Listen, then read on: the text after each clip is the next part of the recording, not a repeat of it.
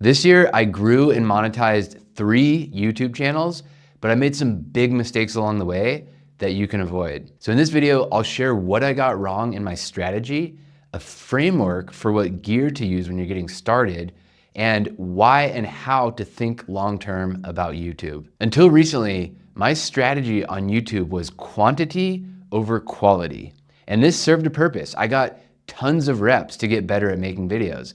But the problem was I didn't bring in the right type of audience and my results were pretty much flat. Then when I shifted from quantity to intentional quality, that is, I was hyper targeting my audience, my desired audience, everything changed.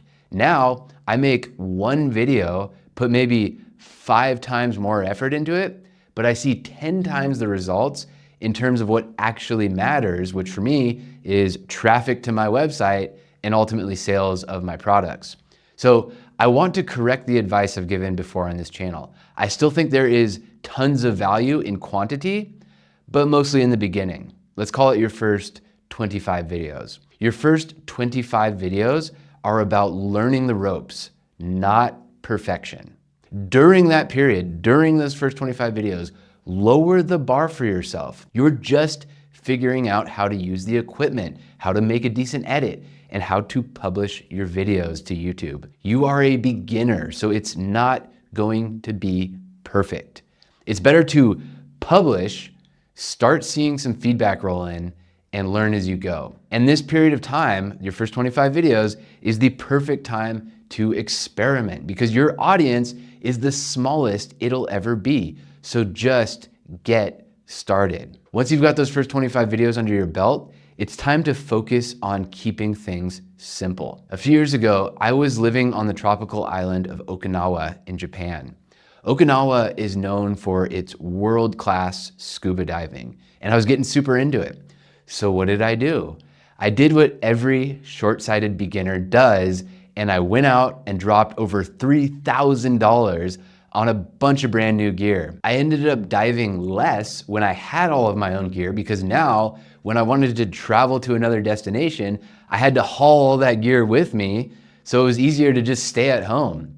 And on top of that, there's always more things to buy, more accessories, and of course, storing everything and maintaining it all. I only ever ended up using that fancy gear for maybe 100 dives before eventually selling it. Have you ever done that with a hobby? I see it all the time with YouTube.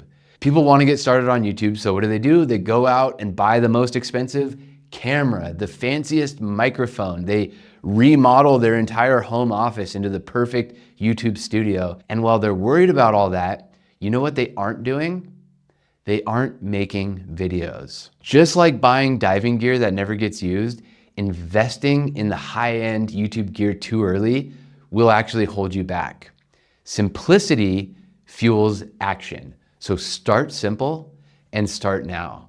You can start with what you have in your pocket.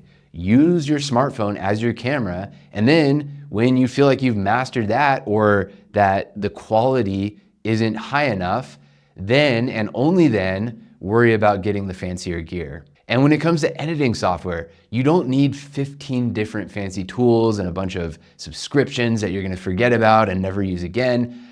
I teach a software here called Descript, and it's perfect for beginners. It's simple, but it's got everything you need to start creating amazing videos in 2025. It's truly an all-in-one tool. And you can start using it for free with my link in the description. But I want you to start thinking about this game in levels. Right now, you are at level 1. The gear you use shouldn't exceed your capabilities. So invest in skills before gear. Start simple, master the basics, then upgrade. The next thing I want to encourage you to think about as you get started on YouTube is that this is a long-term game. Real success on YouTube is measured in years, not weeks. You should be thinking legacy, not likes. So however long you think it will take to grow the audience that you want, think and plan for it to take 3 times as long.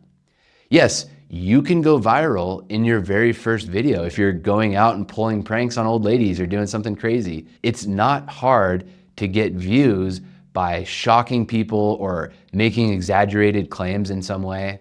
But is that the type of audience you want to create? I know it's not.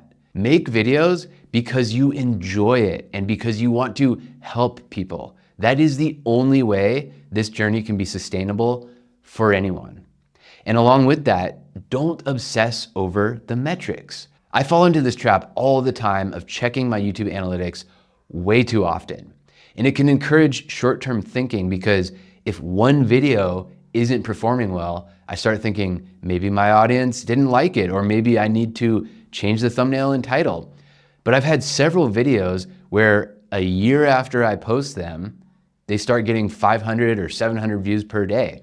I didn't change anything, but I just needed to give them time. So don't sit there refreshing the YouTube Studio page and feeling like your video is a failure just because it's not doing well in the first hour or even the first day. Think of each video as planting a seed. Some will sprout quickly and others will take time, but consistently planting is what will eventually grow your channel into a forest. With my personal channel, not my business one that I'm talking to you on right now, but my personal one, I think of it, and this might sound grandiose, but I think of it as my life's work. I document trips that I take, I teach things that I've just spent a bunch of time learning, and I share anything that I'm interested in or that I have a novel perspective on. And those videos, I believe, will outlive me. They will live forever on the internet, and they might still be getting views 300 years from now, the way we still read Benjamin Franklin's autobiography. Now, I'm not comparing myself to Ben, but I just want to plant the idea in your head that creating videos, is the new writing and the newest form of communicating ideas through time and space. Your videos could be the stories that future generations look back on. Treat each one like a chapter in your autobiography. What stories do you want to leave behind? What skills do you want to share? Are you ready to create your first video? In this next video, I walk you step by step through the process of creating and editing a video.